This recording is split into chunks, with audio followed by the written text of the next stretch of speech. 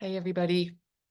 This is Pastor Susan Strauss coming to you as the Interfaith Pastor to talk about baptism, which might seem like a very, very strange thing to think of in an interfaith context. It's a Christian sacrament for many Christian denominations, such as my own, Lutheran. And most people would think that is totally incompatible with thinking about how it might happen in the context of another religion. But I have found that there are, in these days, in our diverse world, that there are more and more marriages between people of different faith traditions.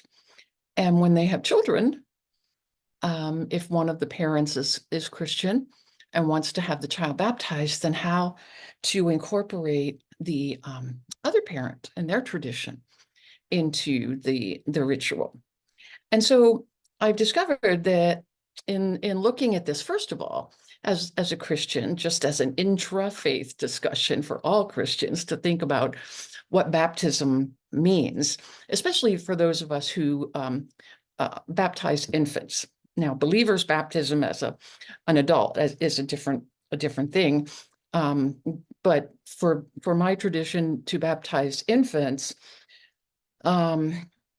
we often think about, well, why do you want your child baptized? Why do you want your baby baptized? And oftentimes the answer is, well, I want to make sure that my child goes to heaven when they die. But we really are trying to get away from this idea of kind of baptism is your ticket. You get your ticket punched on your baptism day, and then you're good to go. You get into heaven. Just show it to St. Peter and the gates open. That's not really what we're talking about and what we emphasize in baptism as a lifelong journey of faith. And thinking about water. We talk a lot about water in our baptism ritual. Well, other traditions talk a lot about water too. In fact, most of the world religions, for them, water is very important, if not sacred. So in Hinduism, for instance, the Ganges River, in Judaism, the bath, the ritual bath. So you have, and for Islam, the washing is an important part of their faith. So you have this whole idea of water.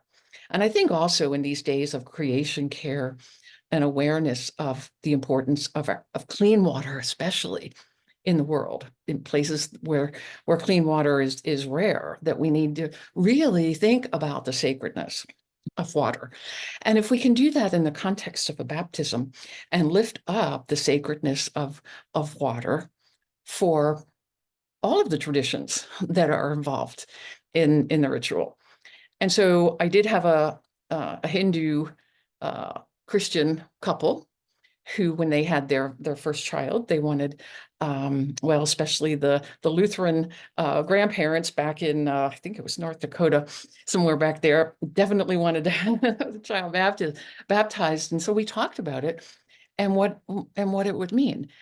And it turned out that it really was a lovely event. We had both sets of grandparents, Christian and Hindu, and we had readings from both traditions. We had the story of the woman at the well when Jesus tells her about living water.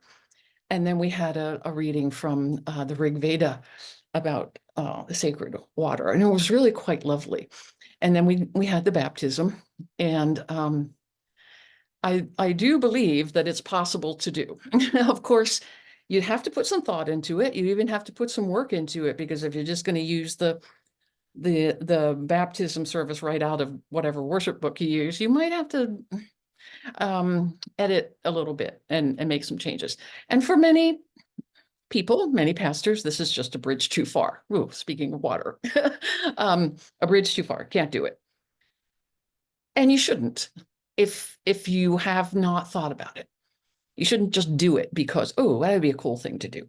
Do it because you really do believe that this is a sacred ritual that that all of the participants can really find meaning in, and that the child being baptized in this way is going to be raised by parents who have come together at this really important time in their child's life and help that child to understand what it was all about, the sacredness of their life and the sacredness of the water and the sacredness of all life.